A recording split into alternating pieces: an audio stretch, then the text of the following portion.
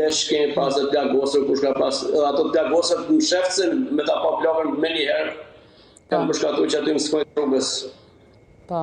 E kështu që dikun ka ora, nashta me thanë 9-10 natës kemi më rrinë në kufin kuks. E di që ka qenë të familjen se kena ditë fëmijën, se fëmijën i kanë dëpërtu pak për para. Edhe aty në kuks në pra të lërdinat e kufiri kemi gjetë një diku, mrena denimet njatës, 12 me nëzi që i kemi bashku. Po thuj, familja ime në ngusht, përveç njërit, një fëmijë që kishte met atje në fshat, i plagosën, pra ato nuk kemi mujtë me gjetë, edhe kështu të ne, masane ka vazhdu ajo rrugtimi janë i pa të shiruar, si përja, po i detyruar. I detyruar. Po të paktën... Që të mbjetojnë. Të paktën pavarësisht të gjitha kushteve ju arritët që le të themi të shpëtoni nga situata goxha e tensionuar e cila ishte në Kosovë dhe të gjenit një lloj strehimi këtu, më pas i strehimi cili edhe t'ju shoqëronte për një kohë.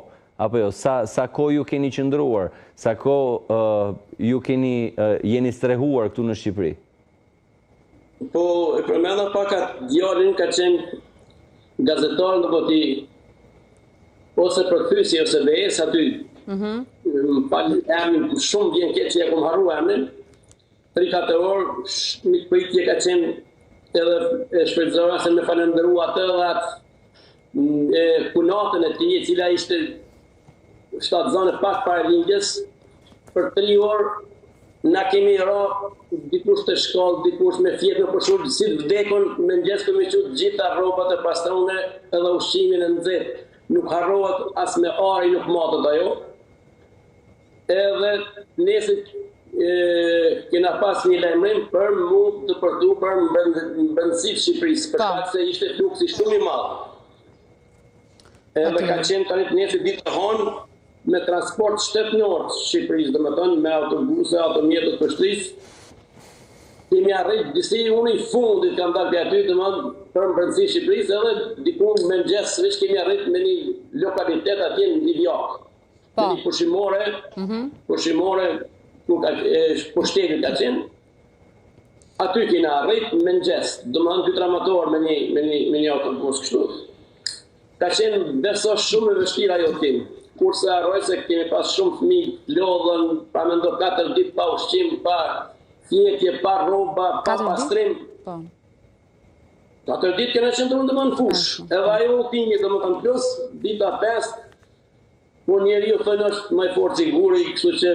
Vërtet. Ama ka një gjë, Zot Javni, në të gjithë, edhe në përfundim të kësaj historie, ka një gjë, fakti i mirëpritjes, i ruajtjes miqësive, i mirënjohjes gjithashtu, dhe ndoshta ndonjëherë njeriu kur e ndan dhimbjen me të tjerë, duket sikur dhimbja bëhet më e lehtë.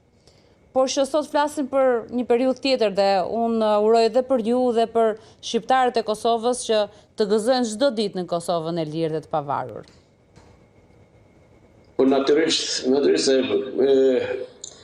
unë nuk i ndaj Kosova e pavarur është edhe vetë liria Shqipërisë. Po. Edhe vetë, si me thamë, krahu Shqipërisë. Patjetër. Nuk diskutohet. Zot Javni? Aty nuk i ndajmë ato. Patjetër, është e pandar, nuk ka se si, është e pamundur që ne të bëjmë diferenca. Unë ju përshëndes edhe them sërish gëzuar, ishte kënaqësi biseda me ju. Gjithashtu edhe unë edhe çdo të mirë për ju. Ju përshëndes edhe gjithë shqiptarëve ku ndodhen ju, uroj festën e pavarësisë Kosovës. Faleminderit shumë. Gjithë të mirë. Gëzuar për ju, Zot Javni. Mirupafshim. Iku dhe një ditë tjetër, një ditë e tej mbushur sot. Shumë e rëndësishme, me shumë zhvillim. Flotë për flotë.